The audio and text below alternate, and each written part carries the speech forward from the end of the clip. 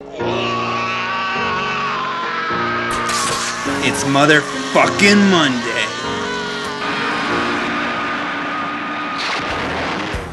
Welcome back to motherfucking Monday. Today we're going to talk about Mighty Morphin Power Rangers. You know, I actually had a pretty hard time getting a hold of this show on DVD because I live in the United States and it's not released here. But I managed to track down a copy from overseas, and guess what? I can't read the damn packaging. Why the hell isn't it released here? Oh well, I did get copies, so let's take a look. If there was ever a show that was craptastic, this is it. I used to watch this when it first aired on TV after Tiny Toon Adventures. This was a show from the early 90s, and it shows.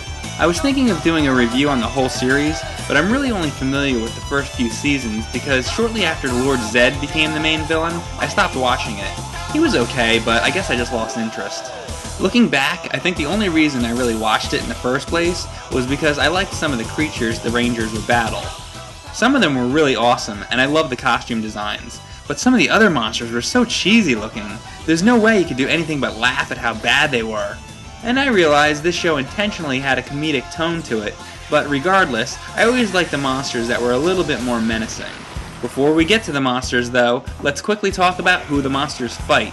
Well, the Power Rangers of course, but when those monsters grew big, the Power Rangers had to break out the heavy machinery, a giant robot called Megazord. Every episode, Rita creates a monster she sends to fight the Power Rangers. The monster starts out small and they have to fight it as normal-sized humans. Then the monster grows bigger, so the Rangers have to call upon their Dinozords. Tyrannosaurus Dinosaur power, now! Then they fight in the Zords until the fight escalates, and they have no choice but to transform into Megazord to overcome the enemy. But my question is, why don't they just break out Megazord in the first place, then kill the monster when it's small? And another thing, why doesn't the bad guy attack them halfway through morphing into Megazord? It takes forever for the damn thing to transform. That would have been the perfect opportunity to strike. What's the enemy doing while this transformation is going on? Sticking his thumb up his ass? But enough about Megazord. Let's get to the monsters the Rangers fought. I'm counting down my list of absolute worst monsters that I can remember. It's Cinemassacre's top 10 cheesy, Mighty Morphin monsters. Okay, number 10, 9, and 8. I'm combining these because they were all bad for the same reason.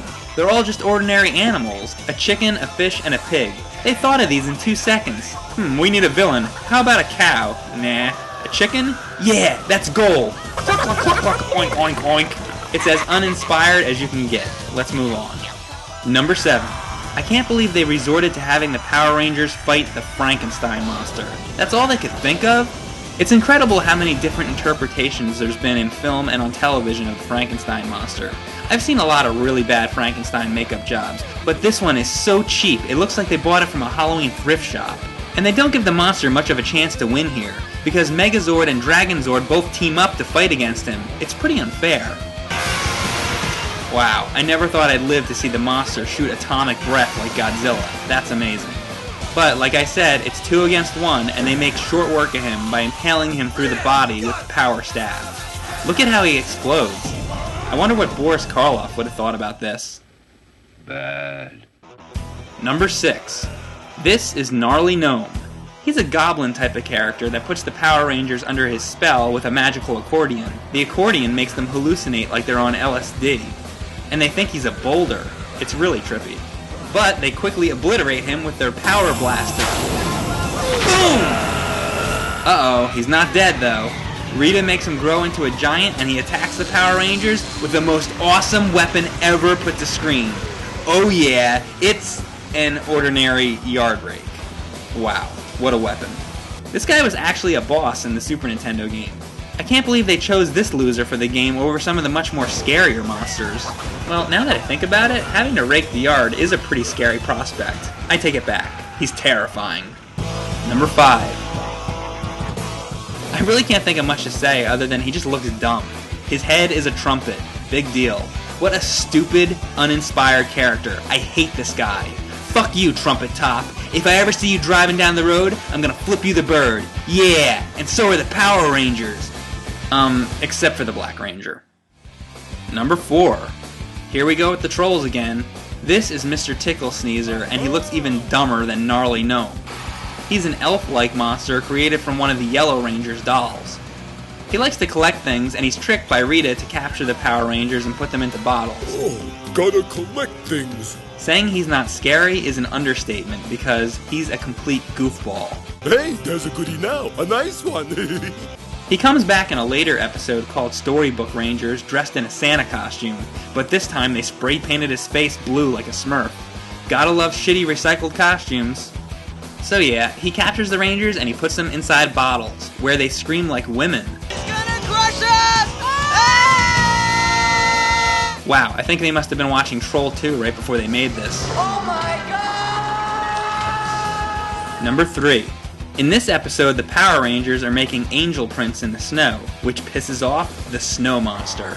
I'm going to crush you in the snow cone. He spits out a bunch of one-liners that all have to do with the cold. It's time you chilled out. What's the matter? Got cold feet? I'm gonna put the freeze on you. It's pretty obvious. This monster must have went to the Arnold Schwarzenegger School of Acting. Let's get some ice. Number 2. This character appears in 2 episodes, Trick or Treat and Zed's Monster Mash. It wasn't a bad idea to have a pumpkin-themed villain, but the way it was executed was just ridiculous. Welcome to my pumpkin patch. Perhaps you'd like to play some catch. You know, when I was a kid, I always found the Headless Horseman somewhat scary, and his head was a pumpkin, but for some reason I can't take this pumpkin-headed buffoon seriously. For one thing, the costume is way too silly, and it doesn't help that he always runs around speaking lame one-liners. Better run fast or you'll feel the blast. Well, his rapping may suck, but hey, don't feel too bad, Pumpkinhead. There's at least one worse rap artist out there. Go ninja, go ninja, go. Go ninja, go ninja, go. Go, go, go, go.